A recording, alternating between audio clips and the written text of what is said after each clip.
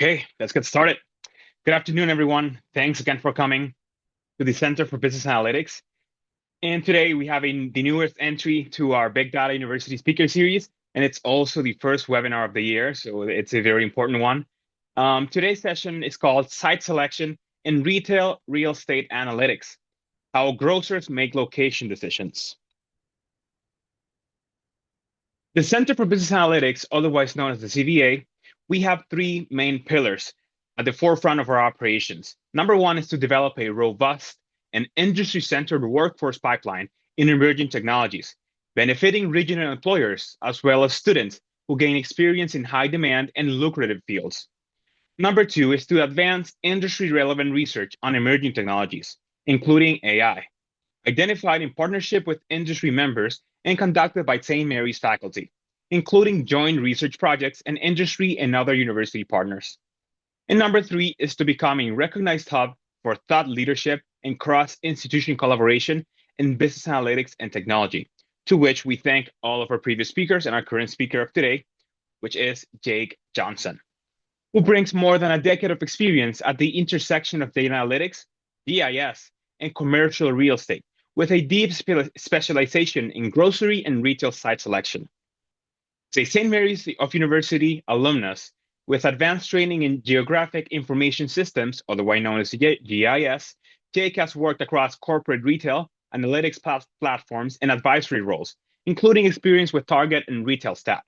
His career spans both the analytical and transactional sides of the industry, giving him a practical and real-world perspective on how data informs high-stakes location and investment decisions.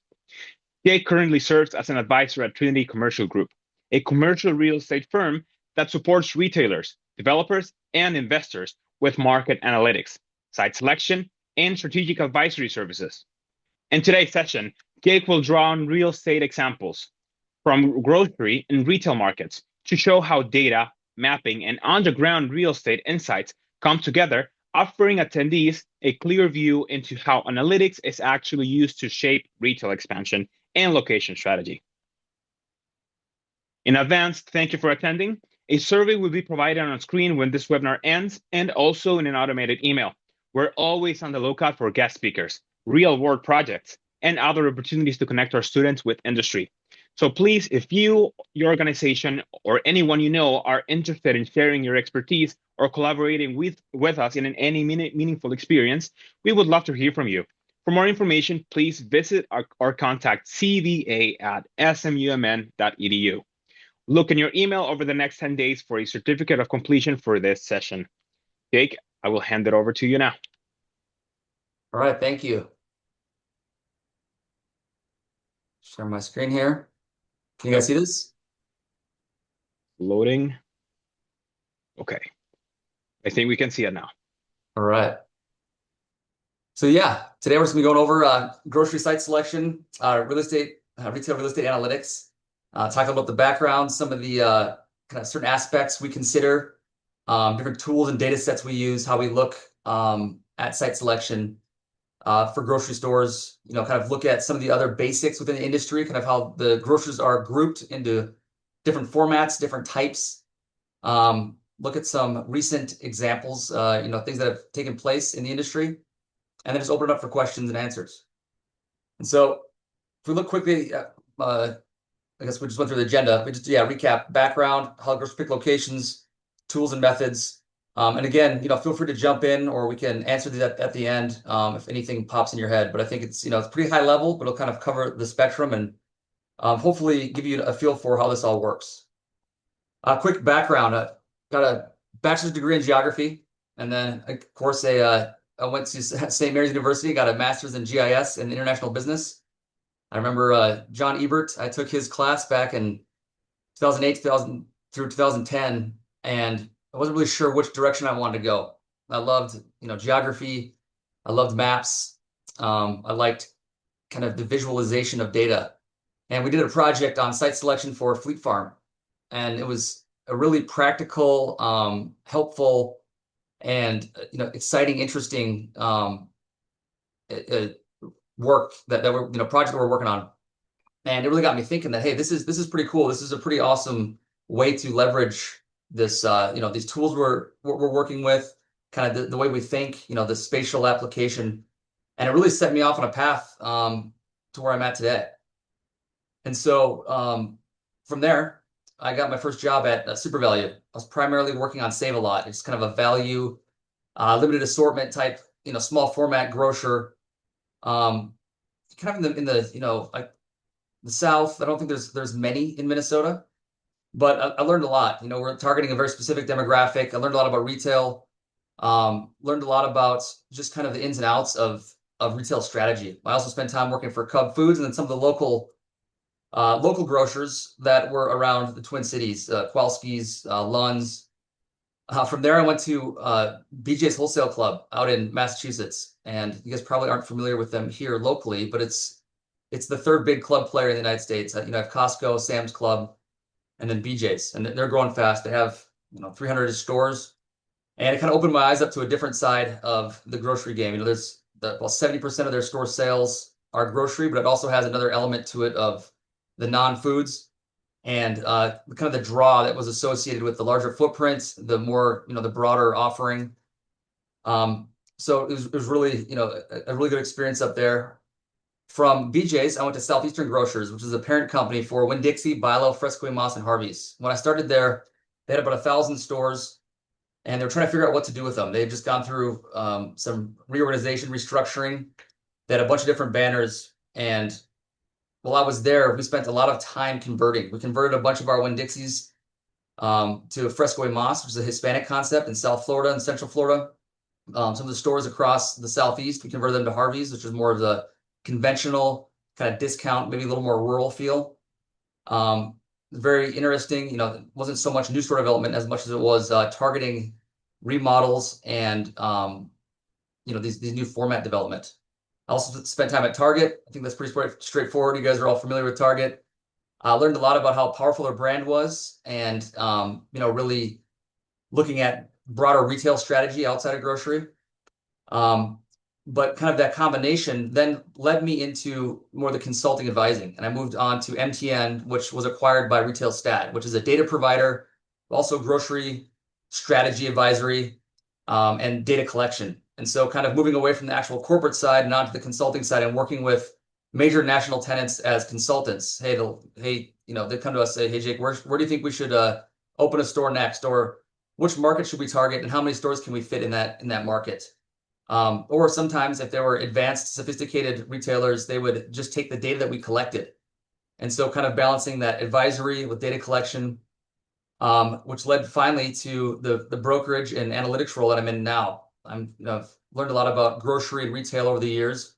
And the one side of it that was always intriguing to me is the frontline deal side of it. And so how can I take these learnings and strategically find sites, almost acting as a consultant advisor, but on a brokerage side, playing part in the actual kind of final steps before signing a lease or buying a site, buying a chunk of land. And so I say all this just because the background, it all started out with St. Mary's University, getting me introduced into that Fleet Farm activity, and it's kind of really set me off on an exciting path. For today, specifically grocery store locations, kind of walk through this high level. The number one driver for grocers in many instances is sales potential. And sales potential is typically determined by existing stores. So we spend a lot of time trying to understand how a competitor is doing, a direct competitor. If we see a very high volume grocery store, very busy grocery store, that tends to indicate that there's opportunity there. And depending on the size of the grocer, the location, if the existing stores are also doing well, then that further kind of supports the need for new stores. So we're always looking at sales and performance. There can be areas where it doesn't seem like a lot of people or a lot of density. There may be other drivers. Maybe it's tourism or something like that. Typically, population and density really drives that performance along with the competitor mix. You got to have the right kind of ratio of demand to grocery square footage. But there's also different draws. We see employment centers, tourism hubs, universities, things along that nature, along those lines, can also really, be a kind of a core foundational element of the grocery, site selection. But just because certain competitors are performing well, or we see one type of population or another, it doesn't always mean that it's the right fit for the particular grocer. And so we look at income and demographic alignment. It may be that a particular channel or a subset within the grocery industry, maybe it's organic or fresh or club, or maybe it's ethnic, Hispanic, Asian, are performing well. And the other types of grocers, the more middle of the road, more general, aren't. And so it's important to look at what types of grocers are performing well in addition to this grocery performance overall. On top of that, after they kind of get the trade area level, there's a lot of site quality. You can also be in a very high demand, strong trade area, but if you're in a site that is hard to get to, inconvenient, developed wrong, it's kind of a pain, it's a hassle. Anything that removes the convenience factor or the accessibility is a huge negative. So you can find a really good trade area, but you have to be able to find a site that maximizes that to really take advantage of the opportunity. And so kind of look at it at a high level and zoom down. You're like, all right, I know I want to be here, but how do I get in here? It can be hard to fit a large box into some of these, high demand trade areas. And so, site selection, in addition to the trade area identification, is very important. And then traffic and trip generators, again, kind of goes into that site quality. How are they positioned along the roads? Which side of the road are they on? Are they on the going home side when people are shop grocery? Are they going to work side? Are there any co-tenants that would have any impact? Typically grocery is convenience based, but you still want to make sure that the other retailers, the co-tenants that are near you, are either kind of neutral or beneficial. And then kind of going back to that competition by intensity and type. Again, if it's over-stored, you may say, hey, we have 30 grocery stores here, but we don't have one within a particular segment. And so it's important to kind of know where you fit and who you're really going up against when you're assessing site location. The way it typically works is we do a lot of desktop level analysis to start. So we'll screen sites, we'll look at a whole country or whole market, the whole nation, a whole market, whether it's, a market like Minneapolis, St. Paul, or even down to a couple neighborhoods. But what we'll do is we'll really use as much data as we can at the desktop level, whether it's old data we collected from the field previously or data that we buy from, data providers. We'll try to get as close as we can to saying, all right, let's whittle this down and try to isolate, make it a much more realistic and reasonable area for us to search. From there, we go through a short list to say, all right, based on this desktop analysis, here's some good trade areas. These are how the stores are performing. And we think that if we were to go in this area, we would have sales in this range, or that this is an attractive area that would be beneficial or align with our strategy. After we've kind of screen them out, created this list, then we'll typically engage field work. So we'll send analysts into the field to validate what we saw at the desktop level, and also get their feedback on potential sites, other observations that are hard to get from the desktop level. A lot of time operationally, sales may say one thing, but if you're in the store and you notice how stores are being run, the competition you're up against, how they're assorted, things of that nature, it's really hard to get that information at a high level. And so, the field work, boots on the ground. If there is a site specifically that we're chasing down as well, having a skilled analyst perspective on visibility, position, parking ratio, competition is really invaluable. And you really can't make good decisions unless you have someone in the field, boots on the ground, validating and collecting additional data to feed the process. From there, we kind of bring it back after we've been in the field and kind of validated the stuff. Then we kind of do a second round of analysis. Yes, this was true from the desktop level. This was false. We think this should change. That won't change. We think the trade area is going to be bigger, or we're not going to get sales from this side of the market. We might get from here. And so kind of fine tune and tweak that and come up with the most accurate or best guess, essentially best estimate you can provide in terms of how the store is going to perform. There's all different types of models, whether it's analog, regression, gravity modeling. It all depends on the retailer and the banner and the chain. But they want to bring a high confidence sales forecast into their capital committee, their real estate committee. And it really goes through the kind of executive review process. And from there, it'll go, if it's approved, it'll go through the deal process. And that's when it kind of leaves our hands and goes over to the the construction team and the developers, and kind of really bringing the operations and the store to life. And so hopefully that kind of paints a picture. You're kind of screening, developing a list, validating that list, taking it back and adjusting things that have been learned based on in the field, and then trying to push it through to get the deal done if the economics work. Again, kind of just looking at the two sets that I kind of described at a high level in that flow here, it really is about the blend of desktop data and field work. So from the desktop standpoint, typically we can get pretty good demographics and demand. Household incomes are pretty accurate, the grocery spend. We have pretty solid competitive set in terms of POI, point of interest data. It's the analysts will always try to, they're very careful to look for a missing competitor. We have tons of lists and different data sets that we map out, and typically it's pretty accurate. But in the field, the analysts are always looking for, hey, is this store where the data says it is? They're kind of validating that. Often we'll have sister store sales in context, so we have that data at the desktop level.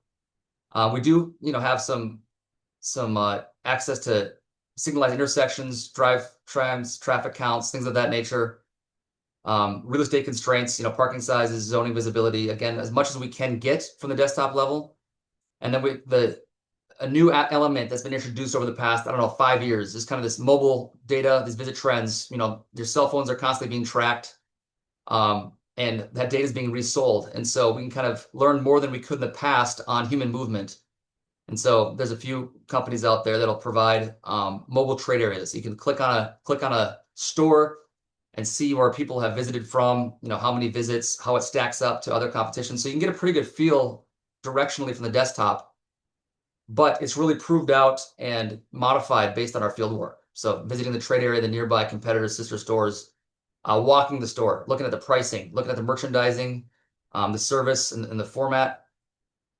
Like I said, really gauging the site. Is it on a hard corner? Is it a high quality corner? A lot of traffic. How's the access? Can you get in and out easy? Where would the signage go? What does the signage look like? Are there any hidden barriers? Is that bridge on the map that we said we're going to get people on the other side of that bridge, on the other side of that river? Is that really in play? When the analyst goes in the field, they'll drive around and say, yep, you know what? It's actually harder to get across this bridge than I thought. And so let's cut these people out of the sales that we're expecting to get. Or, hey, it's actually easier to get across this river has a huge bridge. People are going over it and back and forth, and we can actually do more volume than we expected. We'll expand the trade area a little bit, and we'll assume that we're get some dollars out of this neighborhood. So that they're constantly making adjustments like that. And then again, they'll bring all the stuff back and kind of refine assumptions. And so that's kind of how it flows, is really the data and the field work. I think another core concept is kind of the grocery landscape, especially as it stands today, and there's been some changes. And so when I was talking about the different formats, the different kind of segments within grocery itself, this is kind of the 4 high-level, groups that I see. They can be further segmented, and there's obviously much more differentiation and more competitive intensity based on banner to banner. But if we're going to bucket them, there really is the discounter and value formats, so that they really win with pricing. They have a lot of private label that can get much better pricing on the private labels, and they really target these price sensitive trade areas. And so you think about Aldi, Walmart Neighborhood Market, different Dollar General concepts where they're expanding grocery. Even Walmart Supercenter it does have that discount element to it. Save a Lot, that's my first job that I worked for, that was a discount retailer. And we're seeing a lot of growth in this area, but it's also only kind of in one area. People have pushed back in some areas that they want cheap prices, they want value, but they also want quality. And so we're seeing kind of a unique mix here of how they're approaching this. And all these, one example of a discounter that has really excelled in that area and kind of broadened. They used to be in a very particular kind of segments of the population, and now we're seeing them expand. They're realizing that a lot of people want value and quality. And so that's been interesting. Then you have the conventional and quality service, your more typical grocers. You have, I would say, Hy-Vee, Publix, Kroger, Albertsons, Cub Foods, just kind of your more in the middle. The quality service side, there's some fancier Hy-Vees that have expanded prepared foods, larger organic, and some general merchandise, but their core is still pretty much your everyday needs. You can do a full basket shop there. It may not always be the cheapest, but it's going to be consistent and you can really pretty much get everything you need. You don't have to do a ton of kind of fragmented, small baskets jumping around. Then another area that we're seeing a lot of growth, particularly on the ethnic side, Hispanic grocers, is within specialty. Specialty and ethnic, kind of lump them together in this instance. And so that's one really is very highly focused on kind of the demographic alignment and analysis, and competitive intensity. You can kind of see how there'd be more direct overlap in this segment. So the assortment fits and drives loyalty. So is what I'm offering a good fit for the trade area, for the population that's there? Again, it's really best in the pockets where there's high demographic alignment. And then fresh departments on both sides of these are often, kind of the core area. And so whether it's Whole Foods and Sprouts, offering the more fresh, or Trader Joe's, which is, a little more organic, kind of unique. Or then you have the Sedano's, Presidente, Fresco y Mas. H Mart is another one, a big Korean grocery store. They all like to have that, that larger fresh or organic angle, but sometimes it's catered towards income or education, or it's catered towards a specific subset of the population base. And then lastly, where we've seen these guys kind of play in both sides of the retail game is supercenters and wholesale clubs. And so Walmart, does a great job, or at least they've done it successfully in grocery. Walmart Supercenter will draw 50 to 60% of their sales on the grocery side alone. And then they have the whole other side of the retail facility, drawing other types of guests. And so they have the draw from the general merchandise and the other goods and items they sell. And they also have the groceries. They have more unique trade areas, much broader draw. And the same thing for the wholesale club. It's really about trip mix and scale, regional draw.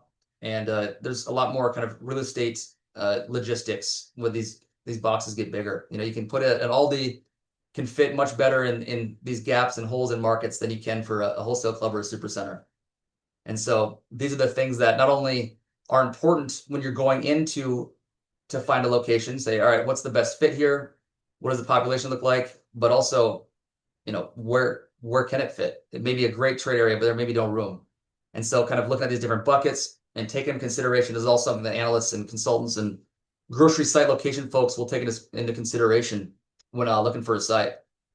And really, why this is so important is grocery anchored retail is considered kind of the king of retailers, because it draws so much consistency in terms of visitation. And when the grocery anchor is successful, typically the tenants within the same shopping center are successful. And so as the grocer goes, so does the tenant mix. And so that's why it's kind of, this is the center point, kind of the main hub, and it has a lot of major ripple effects from a strong grocery anchor.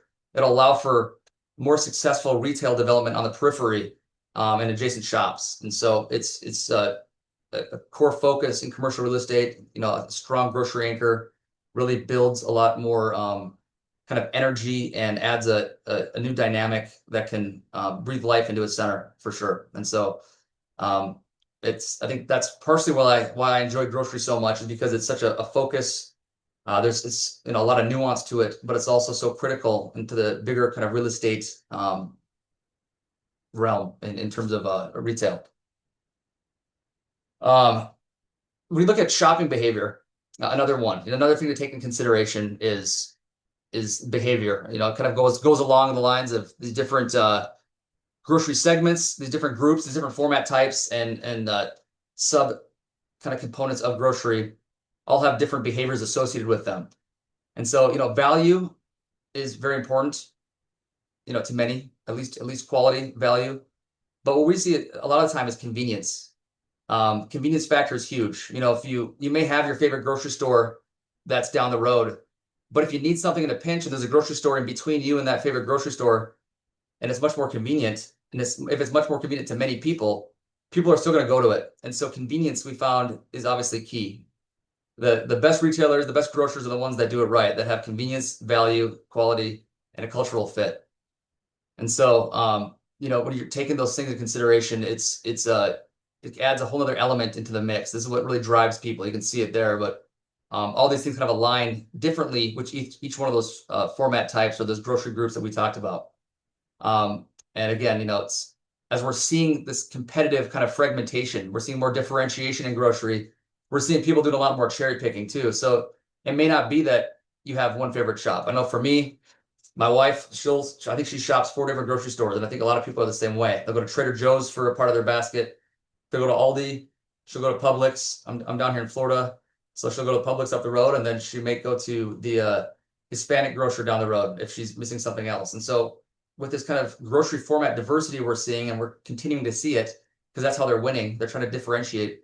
It's causing smaller basket, more trips, and kind of fragmenting the grocery landscape, which has been interesting. Those that can kind of differentiate or offer everything tend to survive, but the ones that are kind of in the middle and not doing anything super well, we're seeing them kind of phase out. And so in terms of kind of trends and how our strategy has to continually adjust, I think this is an important element to it, is really what drives people where they shop, and kind of how is it impacting the grocery industry right now. I think an interesting example to kind of illustrate some of this is how Aldi recently purchased Winn-Dixie in the Southeast. You know, they're growing like crazy. Aldi's killing it. They're opening up all over, new stores. You'll see them popping up everywhere. And like I said, they're no longer just in kind of that early value trade area. Now we're seeing them in upper middle class neighborhoods, and they're really spanning a much broader spectrum. They really wanted to get into Florida, given Florida's growth and you know, just the opportunity they saw to kind of capture that, you know, just a lot of opportunity to really hit the full end of the spectrum. That they just felt like, hey, there's so much opportunity. And they saw Winn-Dixie. Winn-Dixie was a store, or is still a chain. They've shrunk considerably. When I worked there, again, they had 1,000 stores. Now they're down to 150. They saw Winn-Dixie's footprint across the Southeast and said, hey, this would be a great way to quickly grow our store base. You know, they liked Winn-Dixie's locations. They liked their positioning within the state, their store count. And they thought, hey, you know, we could win here. Even though Winn-Dixie may not be maximizing the volume in these trade areas, we think that if we had a slightly different offering and catered to the trade areas differently, that we can win. And so they acquired Winn-Dixie in 2023. And they converted 220 stores, or the process of converting them. The one down the road, they built a brand new Winn-Dixie, I don't know, 2 or 3 years ago, and it's being converted to an Aldi. And we have another Aldi down the road on the other side of me. So I think I have 3 Aldis within 3 miles. And so it's been pretty impressive to see how they got in and really maximize that footprint. They took all the ones they wanted and then sold back 150 stores, 150-ish stores to another private investment group. But what it really allowed for to do was a much faster growth plan. You know, they didn't have to compete for sites. You know, the problem I was saying, well, where do we put a store? Even for Aldi, they're thinking, yeah, we're smaller. We can go into certain areas that others can't, but this would be a much easier way to get in and get in fast. And so they just acquired all these stores and started converting them to really boost the speed of their expansion. They filled a lot of voids where people weren't maximizing Winn-Dixie. They were driving past, offering, you know, maybe more value to the nearby population. And there really wasn't a ton of head-to-head competition for Aldi. You know, Winn-Dixie was more head-to-head, but now Aldi's kind of this new in this new tier, in this new sector of grocery, and they can open up and not really kind of feel too much pressure from anyone else either. And so it's not like they're opening up across the street from a competitor. They're really kind of tapping into a brand new untapped value trade area. I'm not sure if you guys have been following this story or not, but it was a pretty fascinating and unlikely, you know, in my opinion, acquisition. I didn't think that it would kind of be Winn-Dixie, a more traditional, larger box, would be acquired by kind of a smaller, you know, German European operator. But they did it, and they did it well. And so I think it goes to show how the market's become more fragmented. You know, they did their work and they saw the opening and the opportunity to kind of get in and target their core trade area through an existing footprint that kind of fit their needs, and they really maximized this demand or this need from the population base to, hey, people want value, they want quality, and it kind of further speaks to how the grocery industry, you know, the environment is changing. I think this is a pretty interesting example.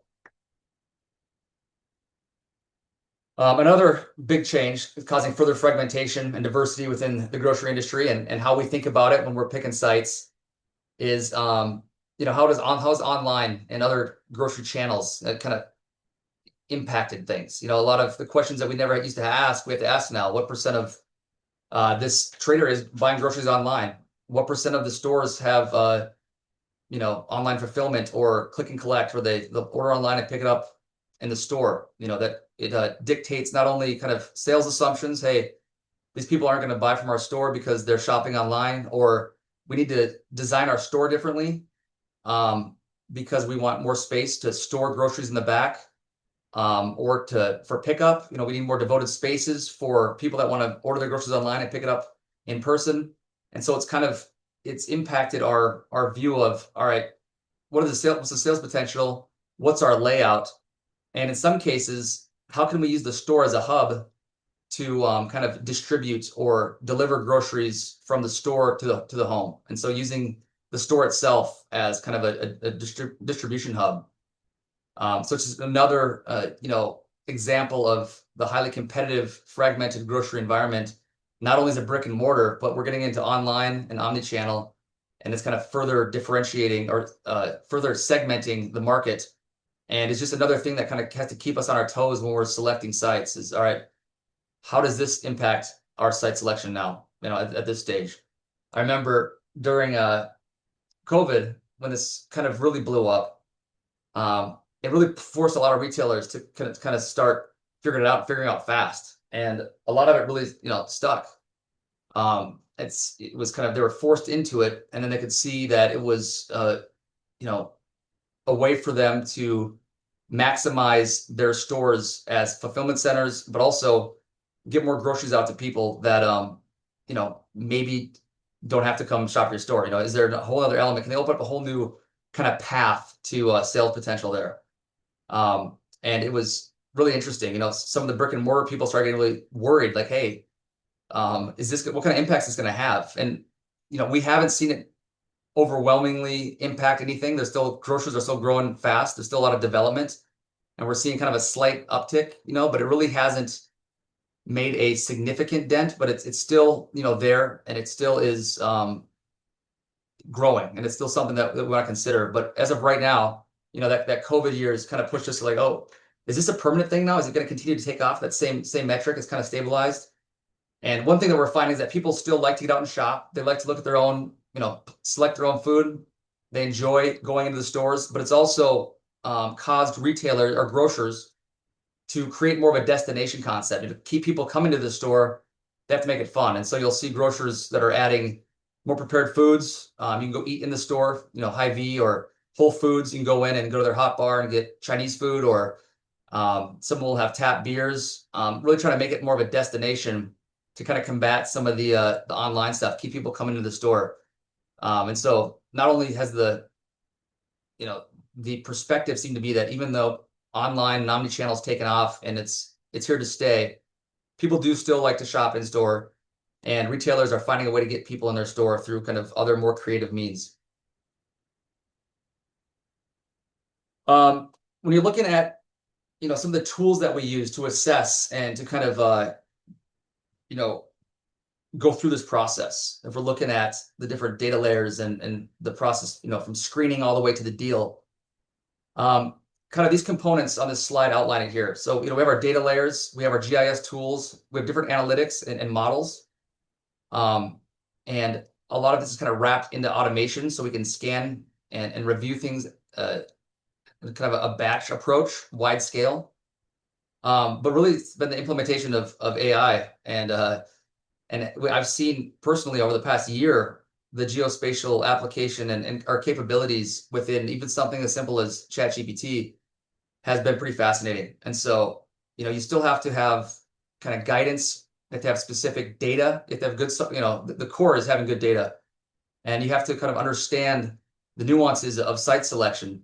But by incorporating AI into this process, using the data layers, the different GIS tools and analytical concepts, and some of our automation workflows that we've built, by incorporating AI, it has almost acted as a GIS assistant. I no longer have to ask for someone to do more of a I don't know, kind of process-based, hey, go pull these 5 stores for me and tell me the sales. Now there's a platform where we can ask it for that. And if you put the data in there, it can kind of comb through it and provide it for you. I was also working with John Ebert over at SMU to kind of use AI and some of these different aspects here to really take away more of the field work element or get more field level data or better kind of field related data at the desktop level. And so John and I were, and some of his students have been working on aerial screening. And so if you remember early on, earlier in the presentation, talking about the site quality and its positioning on a corner, you can go to Google Earth and you can look at things one-off, but at a batch level, if I have 500 sites, I can't go into Google Earth and go from site to site. Oh, this is on an intersection. Oh, this is on a good road. And what John and I were trying to do, and some of his students, were have it look at aerials and assess a particular site's proximity to an intersection, and kind of look at the parking ratio, look at the parking lot, the real estate characteristics, look at the size, and try to retrieve as much information as it possibly could from an aerial in batch and spit it out and give us even more powerful desktop level data to make the field work even more targeted. And so it's been a really cool process working through this with John. And I think it's something that has some legs. And again, anything we can do on the desktop before having to go in the field saves everyone time. And so it's been interesting to kind of this toolkit stack to see that grow and be enhanced by AI has been impressive, and I'm excited to see where it goes. I think it's it's also very helpful. It's been great for sanity checks, kind of summaries, when we're putting together marketing packets, things of that nature, and kind of using these 4 different elements, feeding it into AI to really streamline and fine tune what we already do to save us time and help allow us to make better decisions more quickly. It's less about combing through the opportunities, and then it becomes really assessing the opportunities at a high level. So less filtering and more acting on high quality sites right off the bat.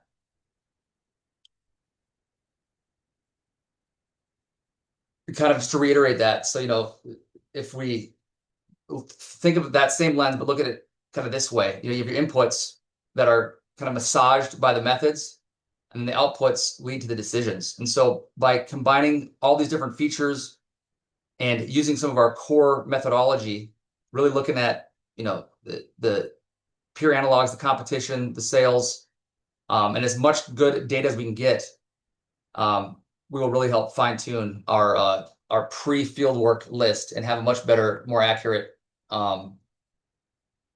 perspective before we even get in the field. So I'm going to quickly share a platform, a tool that we use at Retail Stat here, and it's our grocery tool. It's called Grocery Insights. And so this mapping platform here is directly connected to our analysts' phone app. And so they have this collection tool on their phones, and they'll visit every store across the nation. I think we've been into 80% of the stores. There's around 40,000 stores in the United States. And at some point in time, we've collected data probably over 80% of the stores. And 70% of the data in this platform is less than 2 years old for every grocery store. And so we have a team of analysts that's constantly going through and walking these stores because, again, remember the competition, grocery stores' performance and their layout and their attributes really dictates new grocery store strategy. And so all that data they're collecting is feeding directly into this platform. And this is data that we not only resell, but we also use for our own consulting and analytics internally. And so it's a pretty simple interface. It's very map centric and grocery focused, but I have it filtered here on just Publix locations. So I live in Jacksonville, so I'm just going to show the Jacksonville market. But this are all the Publix in Jacksonville. And let's say that if I was going to go use this data, you can go right here and kind of click on the site. So this Publix location itself, if we zoom in and look at the aerial, where's the my bearings are all off here. There we go. Zoom in, you go look at a store, wherever it may be. And you can see, all right, here's the store itself. You got to get a feel for that. You can see it's on a strong major road. The Publix pin is right at the doorway. it's the shops adjacent and its position. But the meat of it's in here is that you click on the point, you get a high level information, you get the status, you get the estimated sales volume, which is key. You get its fit category, so it's a conventional, kind of that middle ground store, kind of everything shop. Key size attributes and naming. And then if you go into it, you can kind of get a better feel for its relative performance. And so we know that we're looking at this. Publix is part of a market leading banner. Okay, it has exceptionally high ratings. And so our analysts went through here. They looked at the ceiling condition, the check stands, the exterior, the floor, refrigeration, you name it. They go through and they kind of get all the high level store ratings, because not only is it important for investors or for our clients to know how their stores are stacking up and the condition they're in, it's important for the competition. If there's a certain weakness, maybe it can be exploited by a new retailer, a new grocer, or if there's an investor that's interested in buying a shopping center, they want to know that some of these things are important. Or if some of the ratings are really low and the sales are low, it's an opportunity to, hey, if you fix this, maybe your sales will go up. And so not only do they collect the different metrics and the characteristics and the sales, but they're also looking at those other little nuances within the store itself. This platform is kind of a one-off. If we're looking at it on a case by case, it kind of gives you a feel for where it stacks up. But I think for me, the most effective way to use it is you can actually download all the points at once and fold it into a batch analysis. And so it's a pretty powerful tool set or data set and tool. If you want to download and just quickly identify, all right, where's the highest volume grocers? What do they look like? What are their names? What are their banners? How are they located relative to our footprint? It can give you a lot of the key information quickly and allow you to kind of make those high-level screening decisions that we discussed. If I go back to my presentation here, you can see, again, what I showed you. What do we capture in the field? Well, we look at the store and the competition, the sales data, the access, the parking, any constraints. If we're going through the store, how's the corner look like? Ingress, egress, all those things are reflected in this particular data set, but it's something that we look at every time when we're going to check out a store. And I think that tool itself actually provides a lot of that field work data that a lot of people are trying to get at, and bring it to the desktop level. So, the more that this type of tool develops, again, just really allows us to make much better field level decisions. And so we're seeing more of this data come out, kind of more actionable field-based data sets that can be used at desktop level. And again, this all still has to be validated, and the field analysts still go back and collect it. But using data like this can really kind of give us that head start that we need. And it's really powerful. It's all field work collected, and kind of gives you that boots on the ground perspective that is invaluable. Just kind of brings us to an end. I think we're coming up against the time here, but if I kind of recap this process with another recent example of a grocer we worked with in the Southeast. They were a strong regional operator, 90 stores with a low customer base, that's exploring expansion. The goal is to identify a short list of trade areas, and they really want to understand cannibalization, competition, and trade area fit. And so what we did is a desktop screening. We modeled all the trade areas across the Southeast and found them the top 10 that they should be in. We took their customer data and kind of compared it to our preliminary analysis, and based on that alignment, allowed us to kind of quickly move into where to send our field analysts and to bring those sites back to them quickly. And so, again, if we're able to kind of work with them hand in hand for site selection, depending on kind of the data they have available and the size of the organization, you kind of plug it in different ways. But really, there's just an opportunity to kind of maximize the data that they provide. And so I think we've kind of already been through this, but if you think of it as the process works, the screening, applying the customer learnings, validating the field and recommendations, you can provide a very actionable and successful grocery strategy for clients. And I think that's just a fascinating thing when you're out there and you see a grocery store to think about, hey, what's the amount of work that went into that? I drive by this Cub Foods every day. who is commissioned to find that site, who do they work with, what kind of things do they consider, and it works just like this process you see on the page now. It's gonna, hey, we want to open a Cub Foods somewhere, let's say Minneapolis. We want it to be on the west side because we don't have any stores there. Here's our customer data. Give me your best recommendation, and that's all really they need, and that's results in new store development. And so next time you see a store, you think about, hey, there's a lot of thought and purpose and kind of screening that went through that, whether it was internally or with the consultants. But that's kind of how it works. And so I know that was a lot, but we can open it up for questions. Do you have anything? Jake, that was really insightful material. Thank you. We have one Yeah. question already in the Q&A section. We have Lori Crin, and she asks, with stores like Whole Foods being Amazon return sites, can you identify how this service has impacted shopper numbers at those locations? And then she adds, I would presume it would increase, but I don't shop Whole Foods too often. Are there other services that you think would be good partners with grocery stores to increase traffic to stores? That's the Yeah, question. yeah, that's a great one. I think that was their intent, was to do exactly that. I have a lot of context over there, and I should ask what kind of impact they've seen pre and post. The intention is definitely to be a traffic driver to get more people in their stores. Another thing they get from the Amazon Whole Foods partnership is a lot of really strong data. If there's the Prime members and they're purchasing with loyalty cards or what other programs, they know a lot about their customer, and so the more integrated they can get, the more traffic they'll drive. In terms of other kind of traffic drivers, you'll see a lot of different things. I think loyalty cards are the big ones. But any sort of in-store service, I think anytime they're adding something that creates convenience or creates a need to go to the store, like I say, whether it's to eat more of a lunch versus a grocery, prepared foods, or go to there, grab a tap beer, or to return something to Amazon.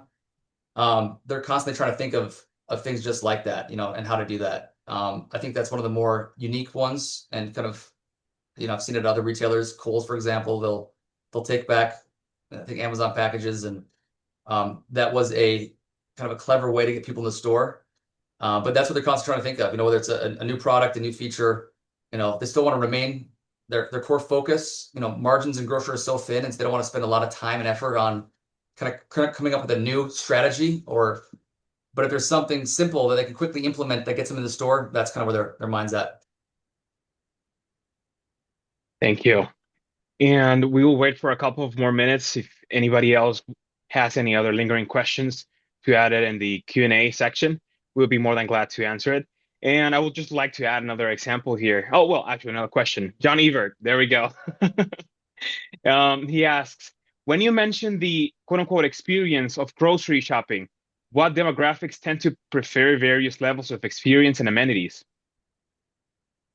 That's a good question. I think it really varies in terms of what even a valuable amenity is. And so, the higher income customers, or the higher education, not necessarily even income, higher education, they really value the organic and the higher quality. So a lot of times we're looking for site selection for, let's say, Whole Foods or an organic Sprouts, even a co-op if it's a smaller shop we're working with.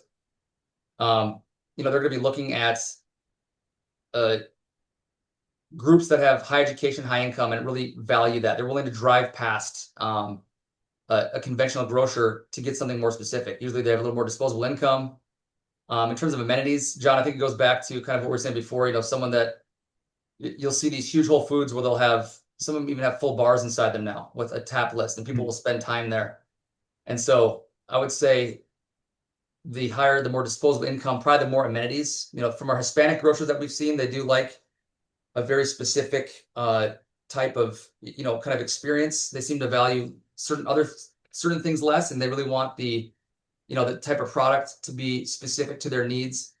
We've seen more kind of small shop space within the store itself, selling, other items, non-foods. And so it's, I think it really depends on the type of the demographic, but typically you see the most experience related in the higher price point stores.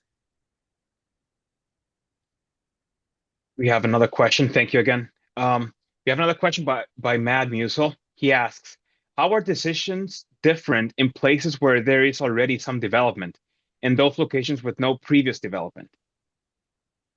Yeah, so that's a good one. A lot of times if there's green space or an open lot, an empty parcel, it makes it a lot easier, especially if it's by a major intersection or a road. And so, kind of we look at how built out is the market. It allows you to just move much more quickly. Sometimes it's highly dependent on box availability, and so people will take second generation space, but they had to wait for the J.C. Penney to go out of business or the Mm, Kmart. And so I think in a more developed market, it's like, all right, we need the space. We don't feel like completely assembling, 10 different lots and knocking buildings down. We'll wait till there's a large enough space that's opened up. If someone goes out of business, like when the Sears had a big, when they went out of business, or J.C. Penney's closed a bunch of stores, Kmart, there was a rush. I saw probably 30 different lists for a year on, hey, does this work for grocery? Hey, does this work for grocery? So people jump on those opportunities right away, because it can be so hard to find space in those types of markets. makes sense. And I'm thinking like in these places where maybe it's not too developed, if any retail, any company thinks of moving in, they do have like the first mover advantage. A lot of empty space, a lot of places they can pick. Yep. But at the same time, I'm thinking they need to pick strategically because if they just leave it at that, like there's many places like we can pick whatever. Then comes different companies, the area starts Mhm. developing, and then out of nowhere, their perfect location is not as perfect anymore comparing to these other yeah, new places and whatnot. Exactly. It's a really, ideally you want to be the first person in a high growth trade area, but a lot of the times it takes a little bit of guts because they're not always Mm, there yet. And so you'll see certain grocers growing in areas that are a little bit green, and maybe the people aren't there, but they have faith that, or a certain level of confidence that the population is coming. And so it always takes one person to take a little bit of a risk. I've also seen certain groups take a risk and built in an area that was supposed to grow, and it never did. And so it's always like, hey, we want to be here. The population isn't there today to support it, but to get a good deal and to get the best site, we have to go now and just hope the people come. So it's a constant struggle. and at the end of the day, it's always taking some risk, of course, and making it as calculated as possible. Yep, But we can only plan so far ahead and so perfectly. Um, exactly. let's see, maybe one more minute. Perhaps someone else is a little bit curious with any other questions. And another example that I just wanted to add, which comes to mind, this is a classic example. I'm sure a lot of people have heard about it, but like the Costco's iconic hot dog, right? Or hot dog Mhm. and soda combo. Perhaps Yep, inflation has gone up and many other things go up, but this iconic combo just never, it's fixed. The price is fixed. And it's a loss leader. It's a product of theirs, and it is a loss leader. They lose money on it, it drives yep. traffic. And people, they go to Costco, maybe they're hungry and might as well just get a hot dog. And I mean, I'm here already. Why not buy whatever other product? And there you go. And that's just how they make money. It makes a lot of sense. Yeah, and site location is one thing, but the heroes around merchandising and pricing strategy is a whole nother thing. Mm, It's another fascinating part. When I was working for the grocer, we worked with them, with those teams to kind of maximize certain trade areas. But there's a lot of work that goes into exactly that. What can we take a loss on to make more in something else, or what do we need to mm. hold firm to hold our client base, or how can we kind of rearrange pricing to drive more traffic and by default still gain some dollars. And so yeah, that's a whole other fascinating aspect. Kind of picking the site itself is one thing, but then you have to maximize the opportunity. You can have the best site in the world, but if it has poor operations, or the pricing's out of whack, it doesn't really matter. Oh, absolutely. One final question, John Ebert again. He asks, do companies like HelloFresh impact conventional grocery with partnerships? Or do the HelloFresh type companies try to bypass the traditional grocery experience? So I'm trying to think what this HelloFresh, that's more of the online kind of prepared meals, right? John, I think, you know, I'm not sure. I think they try to bypass. There's groups that will try to, you know, work with the grocers, and the grocers pretty much use these third parties. They use their distribution services and kind of, hey, you pay a premium, they'll come shop the store and deliver it to you. These other groups, though, are kind of more of a direct bypass. Some of these meal kind of plan programs are more of a direct bypass. Interesting. Thank you, everyone, again for joining us in this session, first session of the year. Really good. thanks, Jake, again for Yeah. coming and speak for us. Really good material. If any of you guys have any other questions, please feel free to follow Jake on LinkedIn or shoot me a question. Okay, I can connect you with him as well. And we hope everyone has a really successful 2026. Thanks again for coming, and make sure to check your emails and staying a little bit after the session for the survey. We would appreciate it a lot. And we will send the completion certificate as well for this session. Appreciate it again, and we wish you a really good day. All right. Thank you. Bye bye. Bye.